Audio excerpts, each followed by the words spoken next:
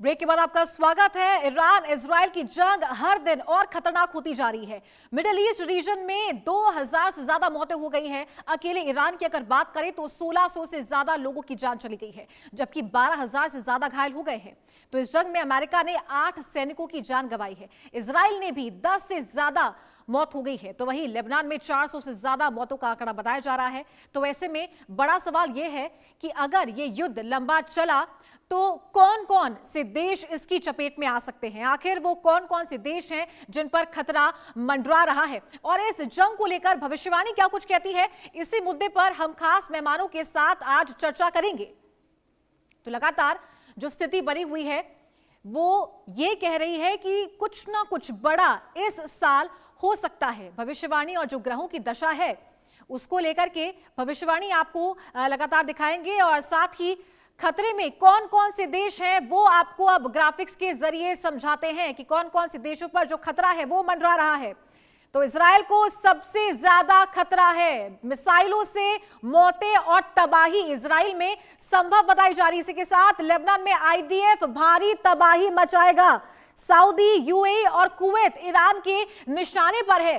तो ईरान अमेरिकी बेस और मिलिशिया के जरिए जॉर्डन अमेरिकी ठिकाने, साथ साथ लेबनान, हिजबुल्लाह, आईडीएफ की लड़ाई से भारी तबाही हो सकती है। सीरिया, ईरान के प्रभाव वाले इलाके इस खतरे की घंटी में आते हैं। इजराइल को सबसे ज्यादा खतरा बताया जा रहा है। भविष्यवाणी कह रही है कि खतरे में सबसे ज्यादा जो नुकसान है वो इजराइल को होगा। और जंग में कितना नुकसान है, ईरान में 1600 से ज्यादा मौतें हो चुकी है, साथ ही 12000 से ज्यादा लोग घायल हैं। अमेरिका के 8 सैनिकों की मौत हो गई है इस जंग में अब तक।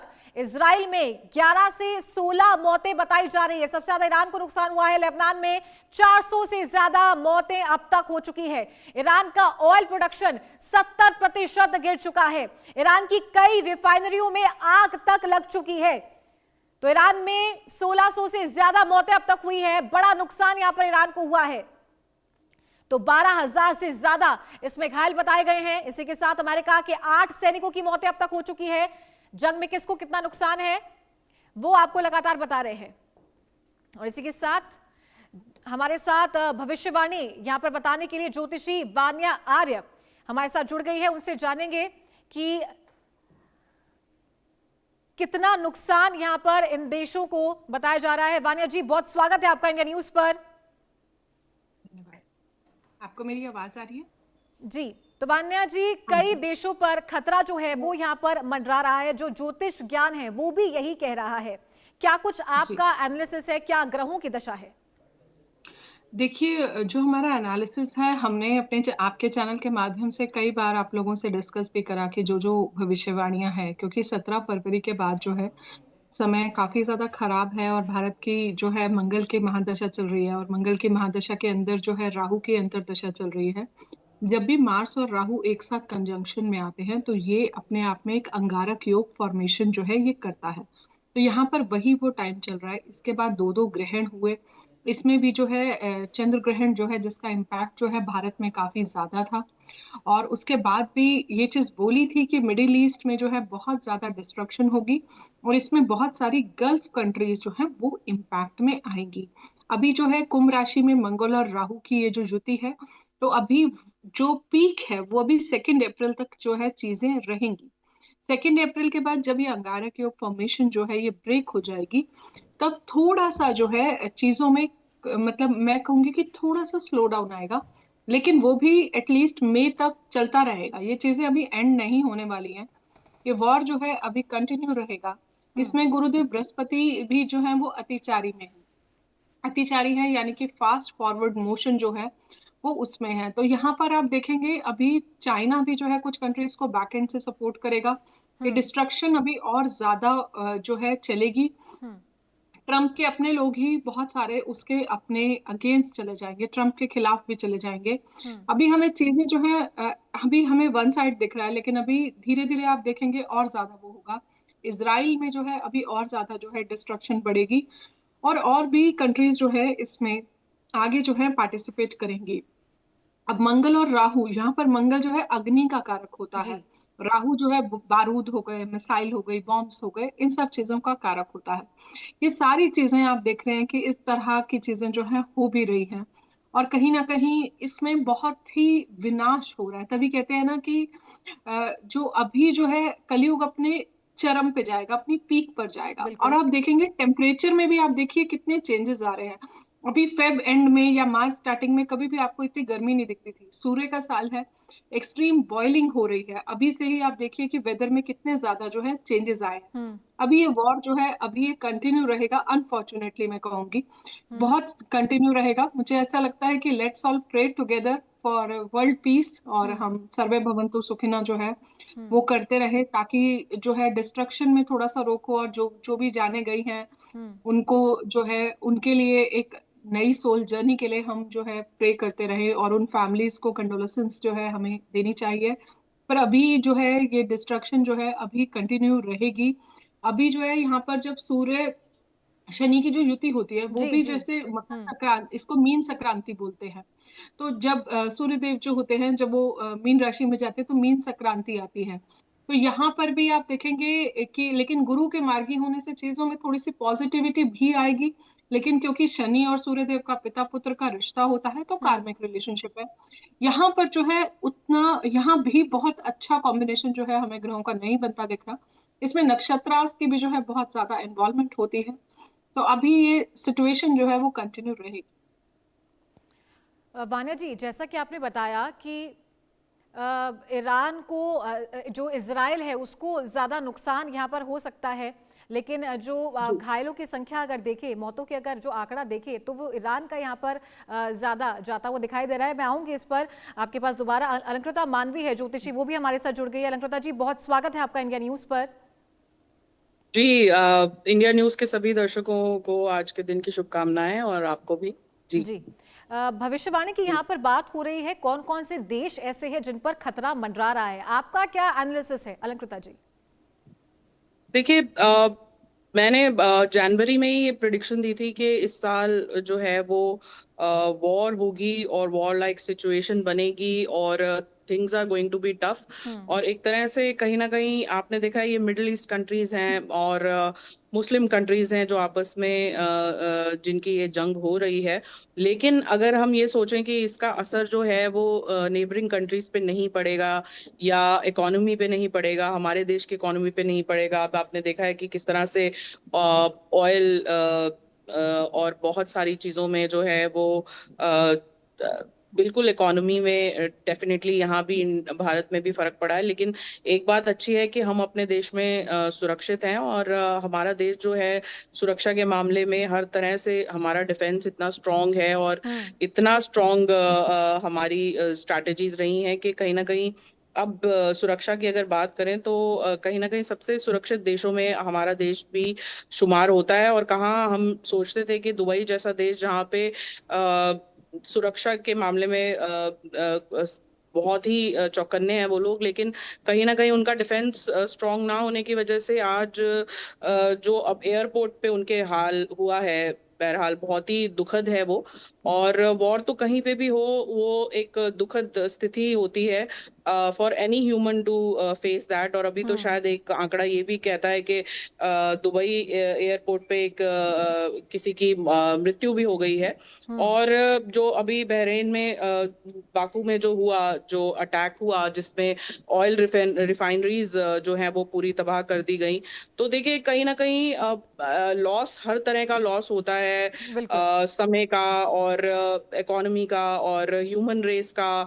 तो ये वॉर लाइक सिचुएशन अब का जो हमारा, हम जिस टाइम जोन में चल रहे हैं, जो ग्रह नक्षत्र बन रहे हैं, वो दिखाते हैं कि एक वॉर के बाद एक अलग डायमेंशन में हम लोग जाने वाले हैं, और कहीं ना ठीक कहीं है। सिचुएशन जो है वो और वर्स होंगी।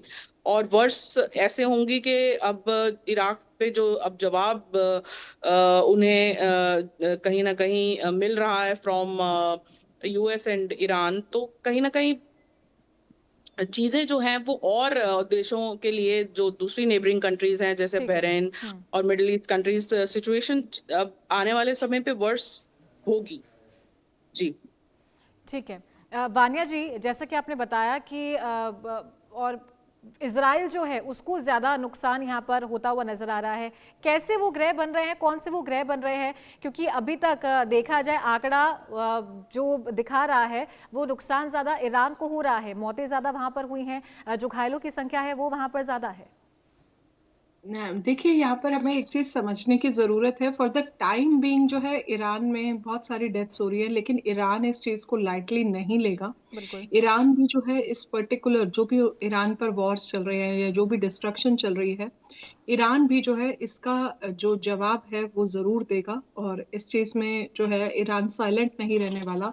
मे बी करंटली जो है ईरान जो है प्लान कर रहा है। 17 फरवरी को हमने ये प्रिडिक्शन दी थी क्रूड ऑयल की, क्योंकि क्रूड ऑयल में जो है रेट्स जो है बढ़ जाएंगे। आज आप देखिए कि ओवरऑल ऑयल और भी इंडस्ट्रीज में जो है पूरी ग्लोबल इकोनॉमिक जो है वो भी जो है इस टाइम पर हिल गई है। अभी ईरान जो है स्ट्रैटेजिकली जो है बाहर आएगा।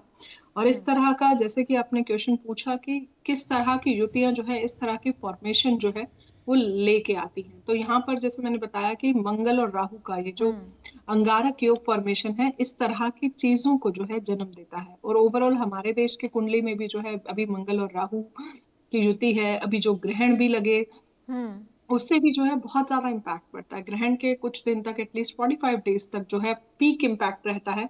और 15 दिन जो है वो मैक्सिमम इम्पैक्ट जो है ग्रहण का भी जो है इस टाइम पर रहता है। इसमें मुस्लिम गल्फ कंट्रीज का सबसे ज्यादा जो है वो डिस्ट्रक्शन जो है वो होता हुआ दिखाई देता है, स्पेशली मिडिल ईस्ट। और ईरान के लिए मैं बोलूंगी कि ईरान में फिर से एक नया ट्रांसफॉर्मेशन आएगा। एक तरह से पूरा रिक्रिएशन जो है ईरान में फिर से होगा। हम्म। और जो भी उनके जो अभी गए हैं नेता, उनका जवाब भी ईरान जो है वो जरूर देगा और इसका आंसर वो जो है लेगा। और ट्रम्प के लिए भी मुझे ऐसा लगता है कि आने वाले टाइम में ट्रम्प के लिए स्थितियां जो है उन इतनी इजी नहीं रहेंगी। एक तो उनकी हेल्थ को लेकर जो है जो उनकी हेल्थ जो है वो और ज्यादा वर्स्ट हो सकती है। और दूसरी बात, जैसे मैंने बोला कि उनके अपने बंदे ही उनके अगेंस्ट जाएंगे। बहुत हाई जी। चांसेस हैं कि कोई और कंट्रीज भी जो है जी। जी। इस चीज का जो है रिवेंज जो है वो उनके साथ जो है इस टाइम पर ले सकती हैं आने वाले टाइम में। अभी जो है ठीक ये है। वॉर एटलीस्ट मई तक जो है रुकता हुआ नहीं दिखता। ठीक है। अलंकृता जी, आपका क्या एनालिसिस है ईरान की? कहीं ना कहीं अर्थव्यवस्था को अगर देखें तो वहां चोट पहुंच रही है, सैन्य शक्ति की अगर बात करें क्षमता जो है वो कमजोर होती हुई नजर आ रही है। और बात ये भी थी कि 3 से 4 देश जो है वो ऐसे भी बताए जा रहे हैं जिनका नक्शा तक बदल सकता है। ये युद्ध अगर लंबा चला तो कई तरीके से प्रभाव और असर वो आने वाले समय में, महीनों में देखने को मिल सकता है। क्या एनालिसिस है आपका? देखिए, ईरान ने अपने जवाब में जब ये मिसाइल्स छोड़े तो उसने सोच के ही किया होगा कि अब जो है वो रिटेलिएशन तो बहुत स्ट्रांग उन्हें मिलेगा। लेकिन जैसे कि मेरी फ्रेंड भी है वान्या जी ने बहुत सही बात कही कि कोई भी वॉर जब होती है उसके बाद ट्रांसफॉर्मेशन जो है वो जरूर होती है। तो अब ये एक तरह से ईरान के लिए बहुत बड़ा एक झटका रहेगा। कहीं ना कहीं बहुत ज्यादा लॉस अब ईरान को झेलना पड़ेगा। अब खमीनी जी के बाद उनके जो पुत्र हैं उन्होंने दारोमदार संभाल लिया है और अब उनके